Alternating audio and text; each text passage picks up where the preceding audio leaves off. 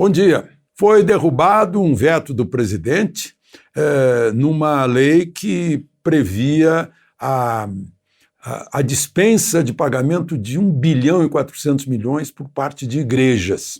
As igrejas, pela Constituição, não pagam impostos, mas isso eram outros tributos, taxas, etc. O presidente vetou porque era uma espécie assim de arapuca para o presidente.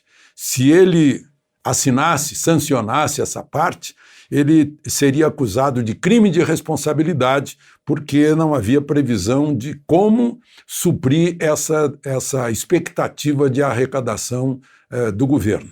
E aí, mas ele não caiu nessa, ele tem 29 anos de praia legislativa, não caiu nessa. Deixou para o Congresso derrubar o veto.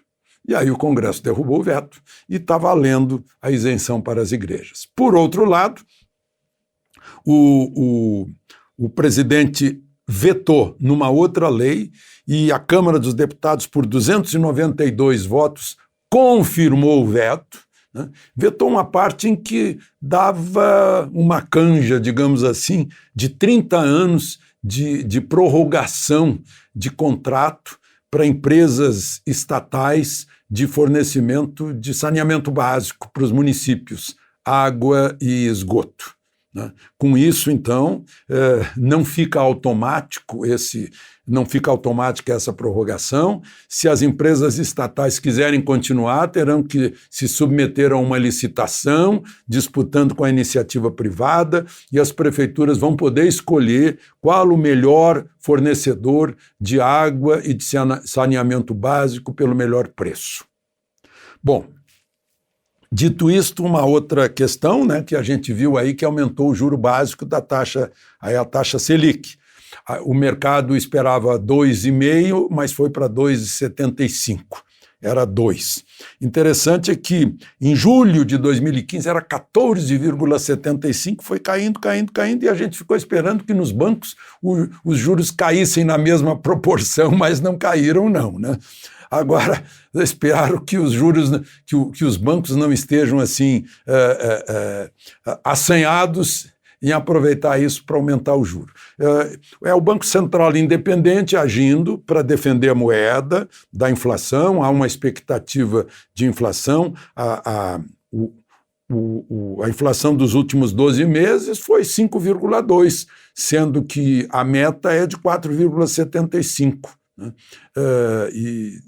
Imagina-se que essa taxa básica pode subir até 4% no fim do ano.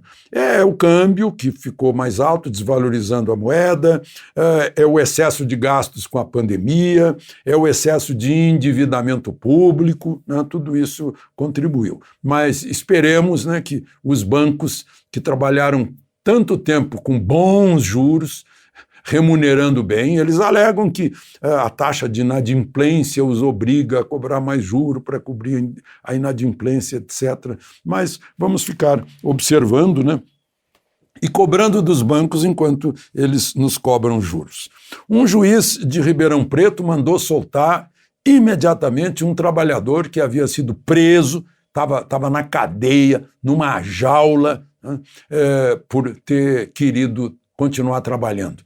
Tem gente que tem a maior facilidade de ficar em casa, né? Bonitinho, ficar em casa e tal. Agora tem gente que não tem dificuldade de ficar em casa, tem a impossibilidade, porque se ele não sair de casa e voltar com comida, a comida não entra em casa sozinha, trazida por um entregador, com pagamento no cartão, né, ou crédito no banco, não tem isso. Aí o juiz mandou soltar o trabalhador e lembrou que na Constituição os direitos e garantias são cláusula pétrea que só é suspensa em caso de estado de sítio ou estado de defesa, previsto na Constituição, né, e que um decreto de governador não é mais forte que uma Constituição.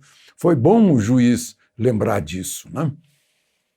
Enfim, a gente está vendo cada vez mais aí pipocando a reação dos médicos, dos prefeitos, para não encher os hospitais, de começar a tratar logo.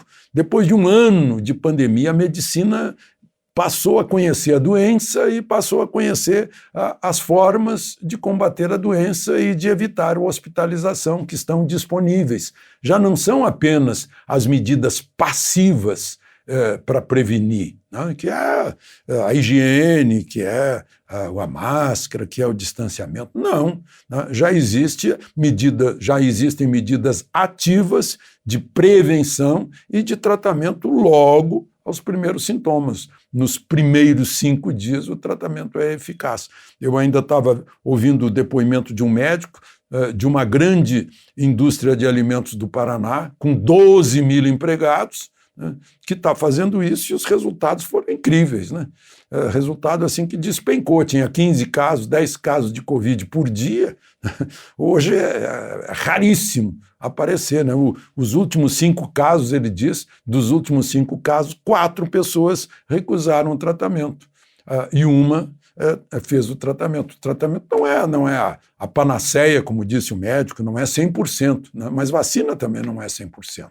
E aí a boa notícia é que a Agência Europeia de Medicamentos diz que a vacina da Oxford, nós compramos 220 milhões de doses, é segura e eficaz. É que mais de uma dúzia de países europeus tinham interrompido por causa de aparecimento de tromboses. Agora, imagino que vão retomar a vacinação. De Brasília, Alexandre Garcia.